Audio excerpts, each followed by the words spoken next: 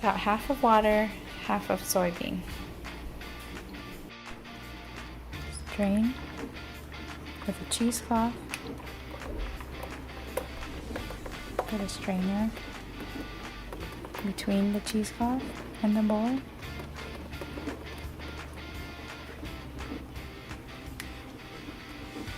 As you can see, my cheesecloth has some holes that aren't too tight. Give it a good squeeze and get all that juice out. Bring to a full boil.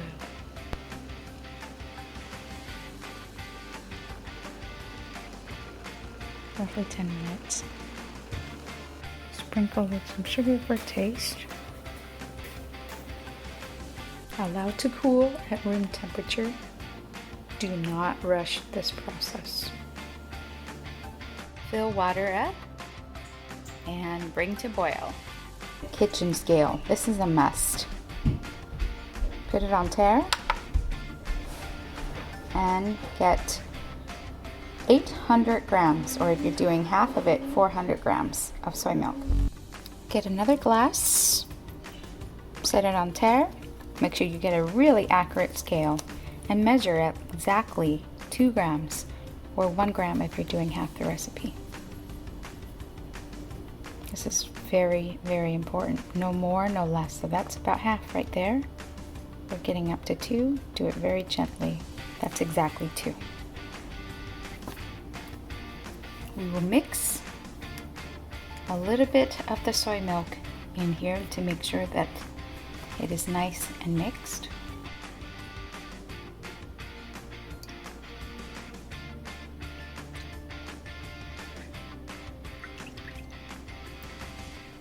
Give it a nice mix so that all the gelatin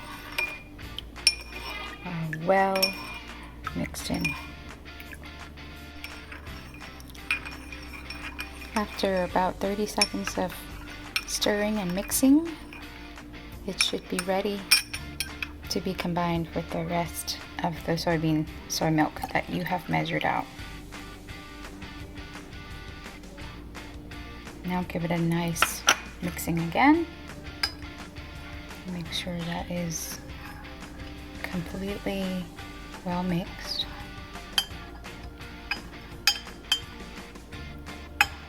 And the reason you don't just throw in the coagulant right in here is it's a bit harder to mix. It's easier to do it on a small one with a couple scoops and then mixing it in to the big one. Make sure there's no bubbles. Cover it with a saran wrap. Seal it nice and tight. And after your water boils, you can place it on and set it for 9 minutes. Our water is now boiling. I've placed the pan there. I'm going to cover it and set my alarm for 9 minutes. Alexa, set a timer for 9 minutes. And I keep it on high. And there it is. The 9 minutes alarm has gone off. We'll go ahead and turn that off. And here is the moment of truth. Our lids. Put little holes for it to kind of air out.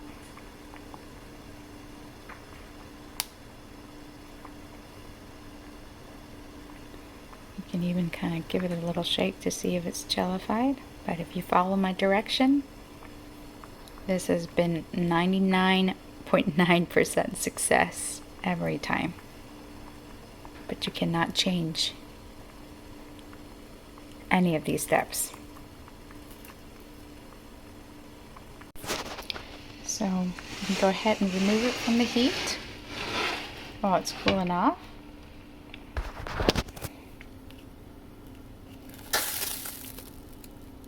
Looks super good right there. And while that's cool enough, we're going to go ahead and make the ginger sauce.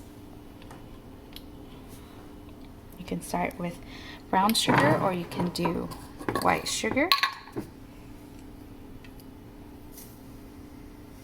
I don't really measure this part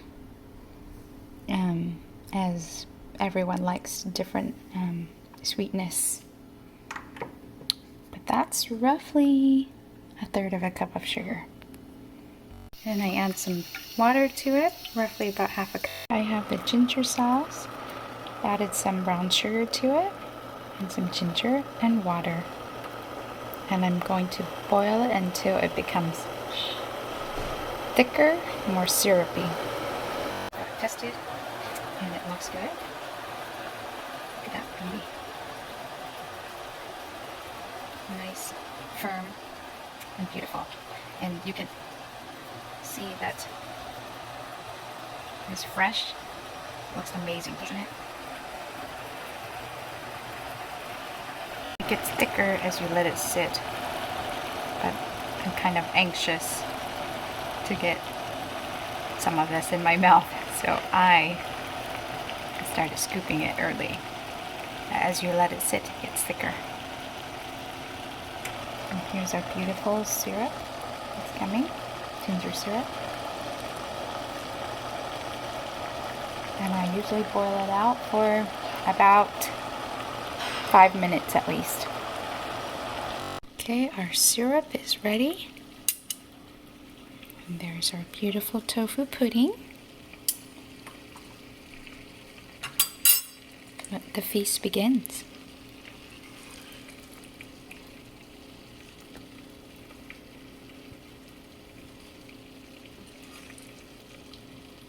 By the way, if you have a silver spoon like this, it's thin.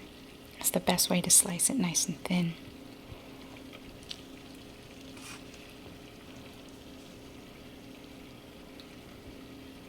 And there you have it. This is the second batch on the same day.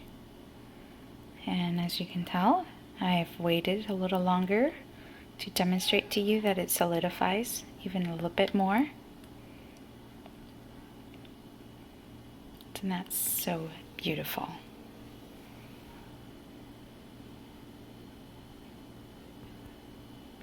Nice and sturdy. And this is how it looks like 2 days, a day after, sorry, not 2 days, a day and a half after.